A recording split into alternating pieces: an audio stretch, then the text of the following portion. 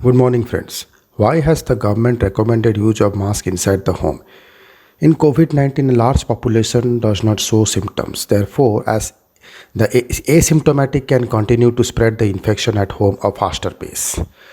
The head of India's COVID-19 task force, Dr. V.K. Paul, has said the time has come to wear mask at home setting to break the chain of transmission. His recommendation comes as India reported a record 352,991, that is 3,52,991 new cases on Monday and 2,812 deaths in the last 12 hours. The country's active caseload has now reached 2,81,358.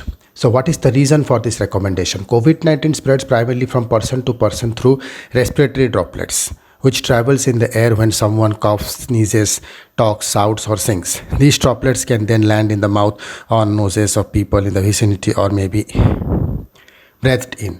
Again, a large population doesn't show symptoms. The asymptomatic people can continue to spread the infection at home at a faster pace. Dr. Paul stressed that even when asymptomatic people are talking, they can spread the infection. That is why we have been seeing entire families in this wave turning positive even when most of them have stayed indoor. But why during the second wave? A significant proportion of the vulnerable population in India have been showing severe symptoms including shortness of breath, and many have required hospitalization.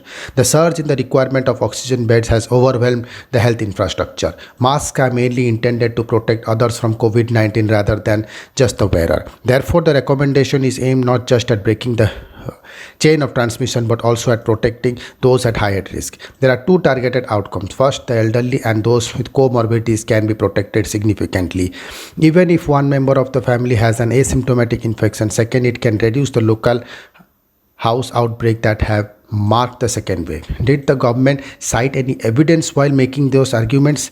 Yes, it cited data from the North Carolina Department of Health and Human Service to say that there is negligible risk of transmission when there is distance of 6 feet between two persons and when both of them are wearing masks. According to the data cited, the risk is 1.5% low when both people are wearing masks, 5% medium when only the infected person is wearing a mask, and uninfected persons are unmasked.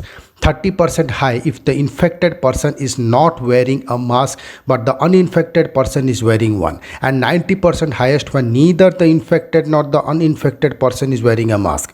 Have any other country made a similar recommendation yet? The US Center for Disease Control and Protection makes an almost similar recommendation. The CDC says masks should still be worn in addition to staying at least 6 feet apart, especially when indoors apart around people who don't live in your household. The CDC stresses that the older people specifically should wear a mask when around who don't live in their household, which effectively means that if a new person comes home, the vulnerable needs to wear a mask to reduce the risk of getting infected.